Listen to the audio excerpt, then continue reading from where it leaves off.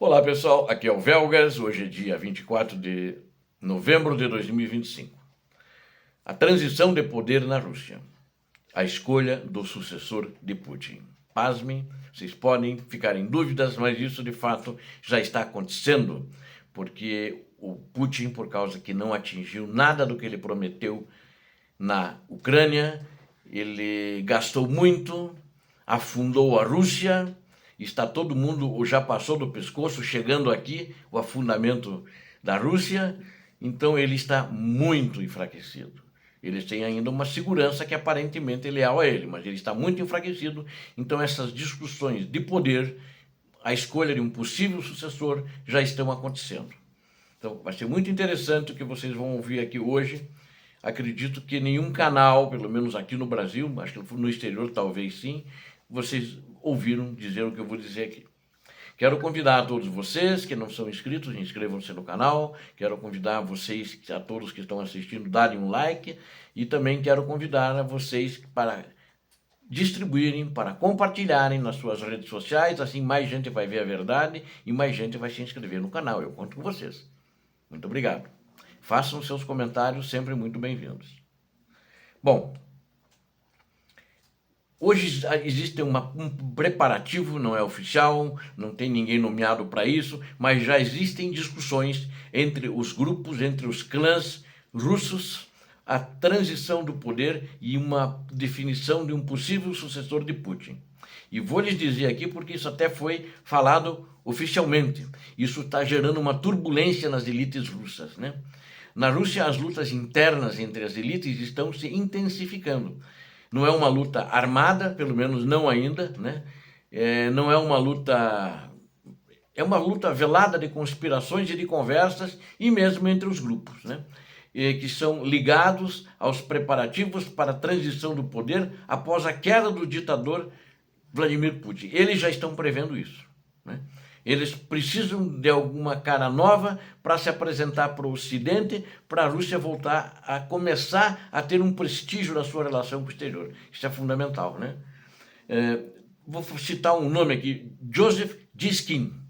Ele é co-presidente, então são dois presidentes, mas ele é o co-presidente e membro do Conselho de Estratégia Nacional da Rússia. Então é um cara de lá, de dentro, faz parte da elite russa. O que ele afirmou?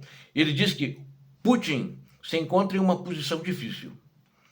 Ele afirmou em um de seus discursos que uma das suas tarefas é preparar o sucessor, né? Então, vocês vejam, para alguém afirmar isso publicamente, fazer um discurso, quer dizer que o ditador não vai atrás dele, acho que não vai ter condições de nem ter força. Então, ficou todo mundo ouvindo.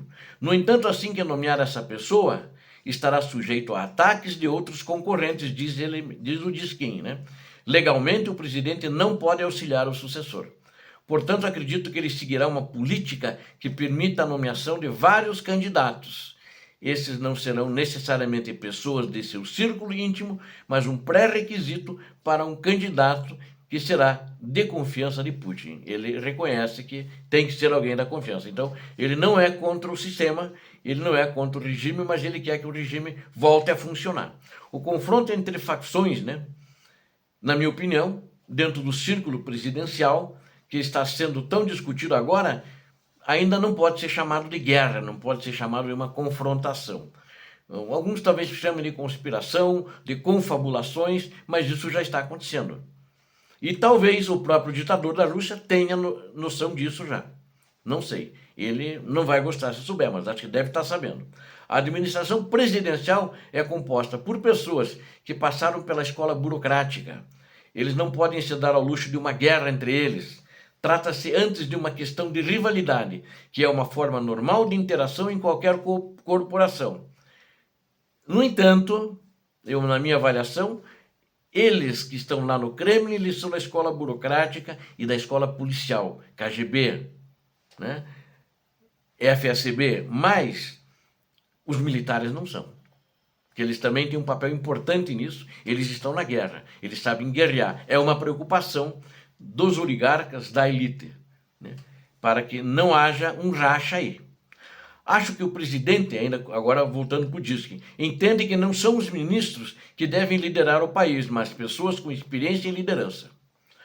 Diz ele ainda: o presidente lançará na arena política aqueles que são capazes de agir de forma independente e que fazem algo significativo para o seu país, para o seu público, para o seu país.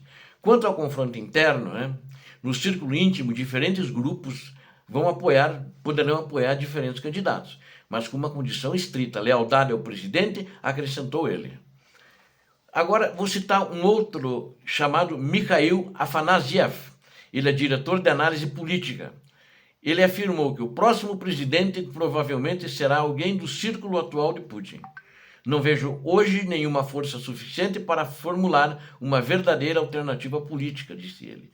No entanto, é improvável que o círculo íntimo do presidente permaneça consolidado, dada a Você veja a citação dele.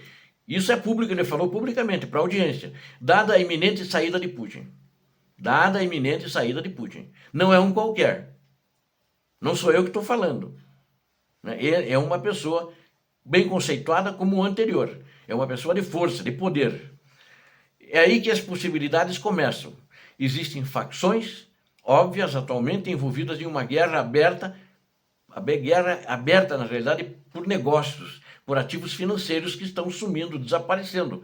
Essa luta pode assumir conotações políticas, se quiserem esperar as eleições, antes das eleições. Mas eu acho que a coisa está acontecendo agora.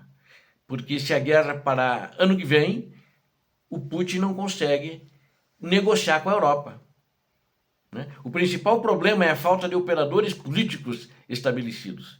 Eles nem sequer chegam ao nível das pessoas mais influentes desse círculo íntimo. Então, eles têm que, na realidade, atuar com os políticos que estão hoje do Kremlin, que na realidade não são políticos, Não são pessoas que vão buscar voto. Aliás, ninguém vai buscar voto na Rússia.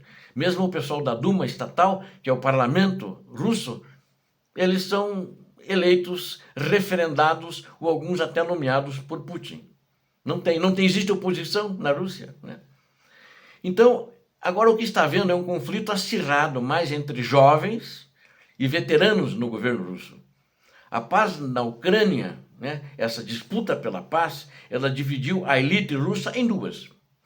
Em seu discurso sobre o Estado da Nação, ainda no passado, em 2024, Vladimir Putin declarou que a palavra elite havia perdido muito de sua credibilidade.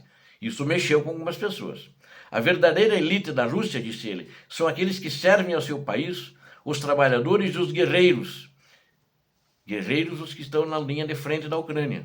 Os trabalhadores, pessoas confiáveis, guerreiros confiáveis e leais que provaram sua lealdade à Rússia por meio de seus atos.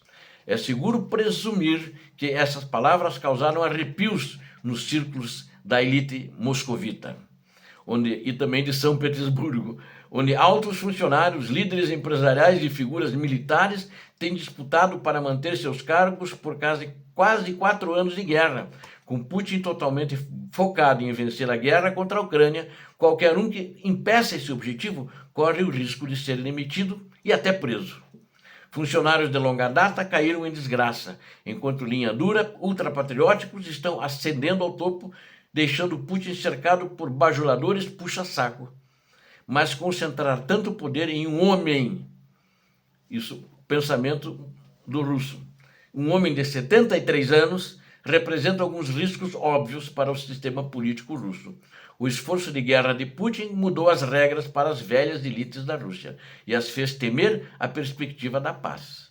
O grupo de elite que mais preocupa Putin é dos políticos, generais e líderes empresariais na faixa dos 60 anos, como o primeiro-ministro Mikhail Mishustin, o vice-diretor do Serviço Federal de Segurança, Sergei Korolev, que ainda são subordinados aos antigos aliados de Putin. Esse grupo é sábio em não questionar as opiniões de Putin, mas não tem interesse na guerra. E o Putin sabe disso.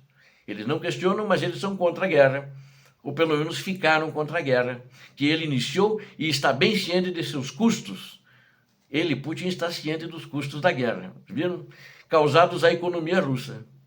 A corrupção é um ambiente natural para esses veteranos de muitas crises, mas as sanções os punem e os impedem de acessar os ativos que eles amealharam no exterior, que estão acumulados em antigos refúgios seguros ocidentais. Um armistício poderia mudar isso e também abrir novas oportunidades de carreira. Corporações russas, como por exemplo a Rosneft, podem ter que expurgar figuras notórias, como Igor Sechin, para recuperar suas posições no mercado mundiais. Ou seja, alguns das velharias eles teriam que jogar fora, para terem credibilidade junto aos mercados mundiais, né? Eles podem encontrar um interesse comum em promover com toda a cautela possível a perspectiva de pôr fim à guerra. Os indivíduos com pouco sucesso na faixa dos 60 anos, a maioria com laços familiares com a antiga nomenclatura soviética, podem ter uma percepção da história diferente da de Putin, obcecado em reafirmar o domínio imperial sobre a Ucrânia, e podem ser cautelosos em relação a novos tempos difíceis. A aristocracia mais jovem, no entanto, ela pode ter pouca compreensão do cansaço da guerra na população em geral, mas se ressente dos heróis que Putin promove com a nova elite, porque eles são a nova elite, que foram lutar e muitos estão trabalhando na Rússia por essa guerra. O único grupo que parece estar comprometido com a guerra de Putin é o seu círculo cada vez menor de cortesãos de idosos que veem os riscos de manter o curso como menores ao invés de encerrá-la. Eles vivem junto com o ditador e autocrata solitário, essa agora essa frase é minha, né? No passado, e são surdos às lições da história, que tem meios imprevisíveis de punir tal ignorância. Obrigado a vocês que assistiram a este vídeo. Deem um like, aqui vocês viram a verdade. Inscrevam-se vocês que não são inscritos, aqui vocês viram a verdade. E compartilhem com o maior número possível de pessoas para mais pessoas virem a se inscrever no canal. Deus abençoe a todos vocês, Deus abençoe a Ucrânia, Deus abençoe o Brasil. Vamos rezar pelo Brasil. Paz e bem, paz para toda a humanidade.